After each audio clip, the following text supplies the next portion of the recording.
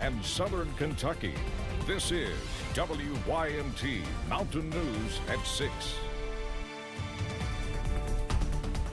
A Pike County man will soon be sentenced after pleading guilty to the rape of 2 children. WYMT's Buddy Forbes was in the courtroom and has the latest.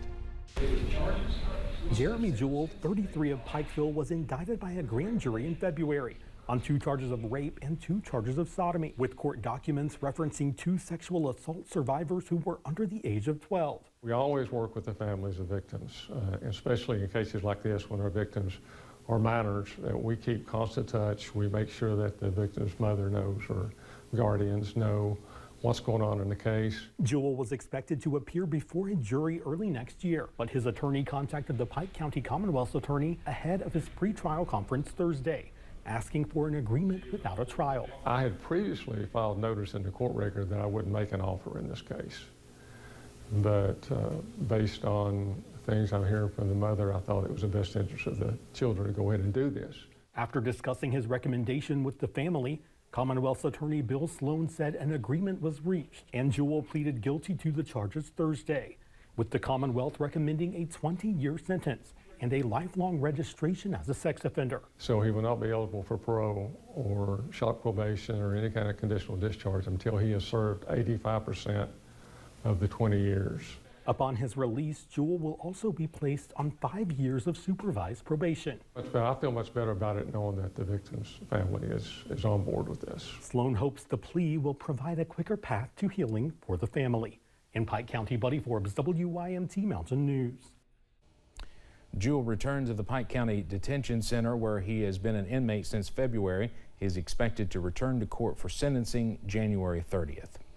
A former Manchester police officer was sentenced to 18 months in prison following a civil rights violation. Court documents show Sean Curry and other officers were made aware of a 911 call from a pool hall. Curry and the officers reportedly confronted the pool hall owner, who started running away. Curry then tased the person in the back. Curry was accused of lying to authorities about the force he used. 3 people were arrested earlier this week after a police chase spanning 2 counties. It began on Highway 638 in Laurel County after an officer saw a car going at a high rate of speed. The owner of the car had 2 outstanding felony warrants. Police were able to stop the car on Highway 687 in Clay County. Gilbert Achardo with the Laurel County Sheriff's Department says the chase went on for more than 20 miles.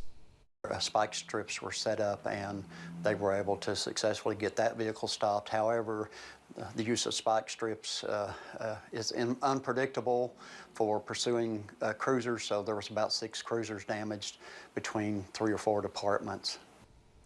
25-year-old Michael Flannery of Corbin, 41-year-old Andrew Hall of Corbin, and 32-year-old Misty Vaughn of Lexington were all arrested on various charges and taken to the Laurel County Correctional Center. In Breathitt County, the sheriff's office is warning folks about a potential phone scam. The sheriff says to not make calls or receive them from someone claiming to be a Deputy Simmons with the department. Police say someone was scammed out of $400 by that person or someone affiliated. The scammer reportedly sent the person to a barcode affiliated with the Jackson Walmart. If you have any information about the case, contact the sheriff's office at 606-666-3805.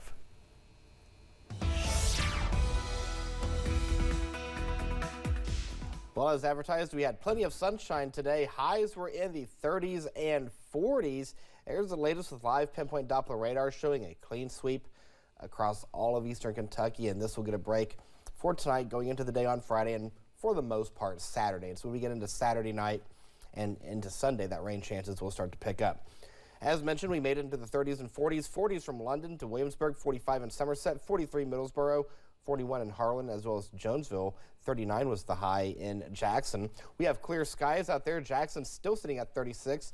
32 is the current temperature in Boonville, 37 in Williamsburg, 31 in Monticello. Look at the wind. Notice how it's coming out of the south and the southwest. That's the key component for the forecast on Friday. We'll see temperatures hovering around freezing as we go throughout the overnight hours. 28 will be the overnight low, and we'll see that light southerly wind, I should say. And the reason why that's a key component in the forecast for tomorrow is because we're going to warm back up with highs in the upper 40s and low 50s. Now, coming up in the first alert forecast, I'll tell you how long the warming trend will last And we'll talk about our next chance of rain. That's coming up in a few minutes. Steve. Eric, thank you. Today, several schools were either closed or delayed due to road conditions, including black ice. WYMT's Caroline Mueller talked with officials about those sometimes hidden dangers. If you are not careful, you may not see it until it's too late. Snow is real easy to see, but the black ice, not so much, especially in the overnight hours when it's dark. That's when it's hardest to see. H.B. Elkins with the Transportation Department of Highways, District 10, says when temperatures are near freezing, folks need to pay close attention to the roadways to avoid skidding on black ice. It looks very much like water on the road. When you get a rainfall or you get water running across the road, very often that's what it looks like. If you do find yourself sliding or swerving on black ice, you only have a split second to react. Stay off of your brakes. That's probably the worst thing you can do, and try to steer into the skid. If you steer into it, it'll normally bring your vehicle back under control. Deputy Gilbert Achardo with the Laurel County Sheriff's Department says they respond to more crashes when there is black ice compared to when it snows. Because it's obvious that it's slick out whenever you see snow on the road in front of you. But when you're driving along and it's clear and then all of a sudden there it is, that's when you have problems. That's when we have our worst collisions too, because people are going back up to the normal traffic speeds. Elkins says using common sense on the roadways is crucial. No sudden stops, no sudden turns, no sudden movements. Go slow, take it easy. Be observant, don't be on your phone, don't be piddling with your radio, keep both hands on the wheel. Leave plenty of stopping distance between you and the vehicle in front of you. If you have to be on the roads in these sort of conditions, Achardo recommends giving yourself extra time to get to your destination, keeping yourself and others safe this winter. Caroline Mueller, WYMT Mountain News. Black ice is most likely to be found on bridges, overpasses, and areas that do not see as much sun. So keep that in mind and remember to stay up to date with the forecast by downloading the WYMT weather app. The holiday season is quickly approaching. Many are heading to their destinations. Kids are opening new toys and decorations are going up. But all of these things come with certain risks. Dr. Zachary Warner with UK Healthcare says the biggest reasons as to why folks may spend their holiday in the emergency room are car crashes and falls. That's a lot of our elderly patients, trying to minimize trip hazards, fall hazards, and trying to make that environment as safe as we can for the loved ones that come to visit us. When your child is opening up a new gift, Dr. Warner says you should inspect it. Small parts can be a choking hazard. He says his main concern are button batteries. Governor Andy Beshear is proposing additional paid leave for state employees who are battling serious health conditions or welcoming a new child. If approved, the new benefit could be available as early as the summer of 2025.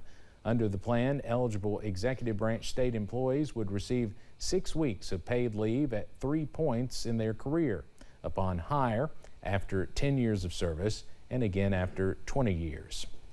Also from today's briefing, funding is heading to one southeastern Kentucky county for economic development initiatives.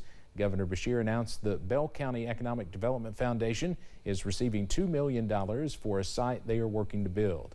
This funding is through the Kentucky Product Development Initiative. Officials are making site preparations and earthwork for a Flash Steelworks building in Middlesboro. The Kentucky Department of Education is conducting road shows to offer district training on the Support Education Excellence in Kentucky, or SEEK, funding program. The first event is set for tomorrow at SESC in London. That runs from 9 a.m. until noon. There will also be an event at the Kentucky Valley Educational Cooperative in Hazard next month. The SEEK funding program is a formula-driven allocation of state-provided funds to local school districts. The Department of Education will also have a series of accountability town halls. These are designed by the KDE to seek input from students, educators, families, and more to revamp the state's assessment and accountability systems. The first one will be on January 7th, also at Southeast South Central Cooperative in London. We have more about this at WYMT.com. All right.